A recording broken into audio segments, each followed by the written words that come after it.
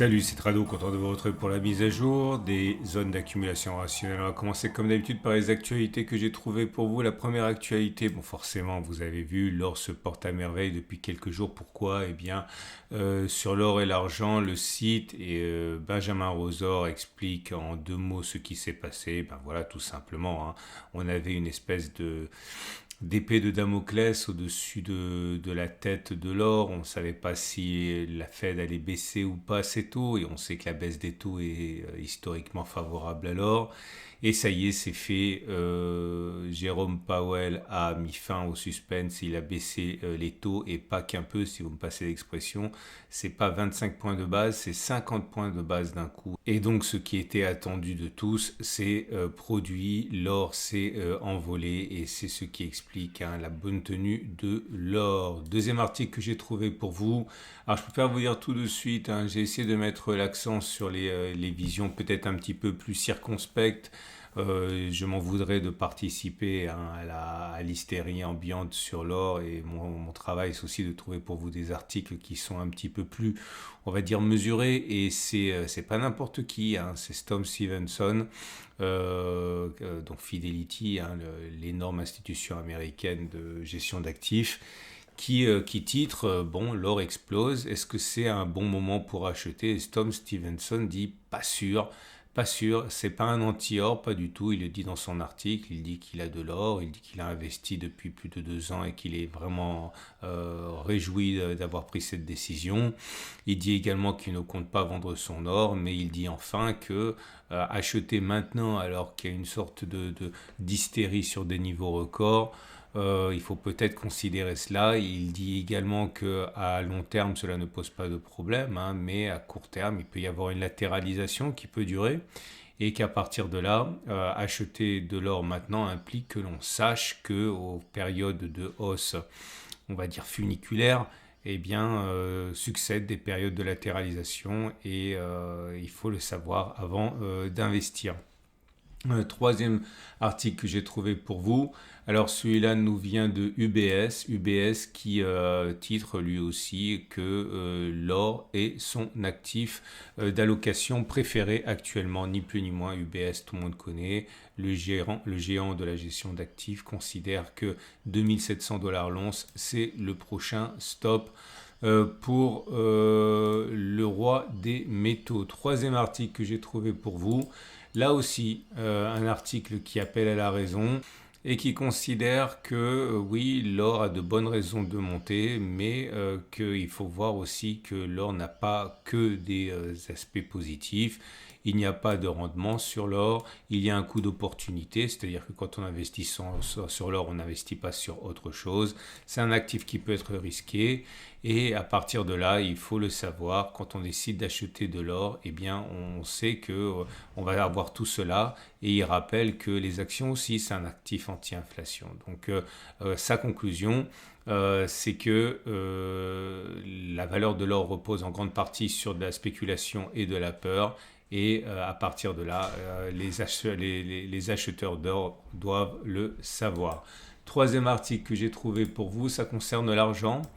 Et la question qui est posée, c'est la suivante. Est-ce que la demande chinoise va provoquer un rebond de l'argent? Alors rebond, on parle de quelque chose qui est un peu plus impressionnant, bien sûr, que ce à quoi on assiste déjà actuellement, qui est loin d'être négligeable. Il explique que la, la demande d'argent en Chine est telle que le prix de l'argent est 10% plus élevé que dans les pays occidentaux. Ça montre la boulimie domestique de la Chine pour l'or, et il faut le comprendre puisque effectivement une grande partie de cet argent métal va chercher refuge, enfin trouve un emploi dans l'électronique, dans le solaire, etc. Donc c'est totalement légitime. Maintenant, s'il devait y avoir un ralentissement économique, il faudrait éventuellement reconsidérer cela, mais la demande d'argent chinoise, et le fait que l'argent soit plus cher en Chine, où les entreprises se pourvoient en métal, montre bien qu'il y a une demande qui pourrait définitivement, hein, bouger les lignes. Et c'en est terminé du tour d'horizon. Je vous rappelle que si vous voulez acheter de l'or et de l'argent, vous pouvez le faire par le biais de Au Coffre Veracash. Si vous passez par mon site, là, eh bien, vous aurez accès à de l'or avec une prime réduite. Si vous cliquez sur la bannière, vous arrivez sur la page et cela vous donne automatiquement accès à une page, on va dire, discrète où vous pouvez avoir de l'argent pour une prime qui est moins élevée. Et en dessous, vous avez un calendrier ici, un agenda pour planifier éventuellement un appel et être écouté et en priorité. Dernière chose, Veracash qui vous permet d'assortir une carte de paiement Mastercard à de l'or et de l'argent, à sortir du système bancaire traditionnel, hein, pour ceux qui craignent pour sa solidité. Je suis client au coffre Veracash, hein, les deux. On va donc passer aux zones d'accumulation rationnelle. Et je débute en rappelant ce que j'ai déjà dit la semaine dernière, la stratégie a évolué depuis 7 jours. Il s'agit de se mettre en mode hybride, c'est-à-dire une partie en DCA, en achat régulier à date toujours la même, par exemple le 15 du mois, et une partie en zone d'accumulation rationnelle. Pourquoi ? Tout simplement parce que si on est rentré dans une phase de hausse funiculaire, on va avoir du mal à rentrer sur les zones d'accumulation parce qu'il risque de ne pas y avoir de rebond prononcé. Pour ne pas rester sur le quai, eh bien, on peut envisager d'acheter en DCA, c'est-à-dire, je le répète, à intervalles fréquence régulière. Alors ça peut être 50%, ça peut être 80%, ça peut être 20% de son allocation mensuelle ou trimestrielle, mais encore une fois, l'essentiel c'est de ne pas vous retrouver frustré par votre manque d'investissement en métaux précieux. On commence par l'or libellé en euros qui valide une nouvelle zone d'accumulation rationnelle à 23, 25, 22, 95. Les dernières ont été sollicité plusieurs fois, on verra si on y retourne plus tard. En tout cas, 23, 25, 22, 95, c'est la suivante. Tendance de fond haussière, tendance de long terme haussière. Je vous montre rapidement les bougies Aiki-Nashi une fois pour toutes. Vous voyez, c'est une bougie verte sans mèche basse, autrement dit, il est plus plausible que l'on continue de monter plutôt que l'on ait fait les plus hauts sur l'or libellé en euros. Pour l'or libellé en dollars, c'est la même chose. On est dans une situation où la hausse nous permet d'établir une nouvelle zone d'accumulation rationnelle. Alors je l'ai validé, je l'avais mis simplement pour mémoire mercredi, mais ça y est, hein, c'est une belle zone d'accumulation rationnelle à 25,74, 25,46 $. On est sur des niveaux records, des niveaux historiques. La tendance de fond est haussière, la tendance de long terme est haussière. L'argent libellé en euros pour débuter et en pleine forme également, on l'a vu, un désespoir d'activité soutenue en Chine notamment. Tendance de fond neutre, puisque la M50 descend, mais on est au-dessus. La tendance de long terme est haussière. Prochaine zone d'accumulation rationnelle, 27, 26,8 €. L'argent mais libellé en dollars est dans une situation où là aussi on valide une nouvelle zone d'accumulation rationnelle, c'est 30, 29,8.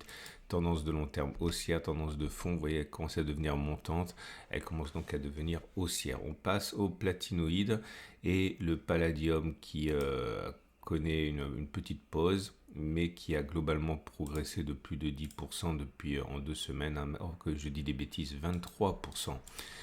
Depuis qu'on est allé sur la zone d'accumulation rationnelle des 819 734, on arrive à se hisser au-dessus des précédentes zones d'accumulation rationnelle. Donc toutes ces zones d'accumulation rationnelle deviennent momentanément positives.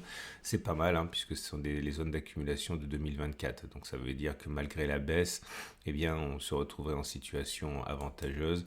Tendance de fond haussière, tendance de long terme haussière. Le palladium, mais libellé en dollars, pareil, rebondit de manière significative. On est au-dessus de la M50, au-dessus de la M200, donc tendance de fond, tendance de long terme haussière. Et là aussi, on se hisse au-dessus des zones d'accumulation rationnelle de 2024. La stratégie, pour l'instant, semble payer sur le palladium. Le platine est dans une situation similaire, hein, on rebondit de manière convaincante. La zone d'accumulation rationnelle est 810 768. La tendance de long terme est haussière, la tendance de fond est neutre parce qu'on est au-dessus de la M50, mais celle-ci descend tout le temps. Et encore, je veux dire, et le platine libellé en dollars est dans une situation de rebond technique depuis sa zone d'accumulation rationnelle des 906 890. Alors, on n'a pas monté autant que sur le palladium, on a quand même pris quasiment 10%. Hein. Tendance de fond neutre, tendance en terme haussière. Voilà, on a fait le tour. Je vous rappelle que si vous avez aimé ce format, vous pouvez le liker, vous pouvez le suivre également, mise à jour le mercredi et le samedi. Je vous souhaite une excellente journée et je vous dis à mercredi pour la mise à jour.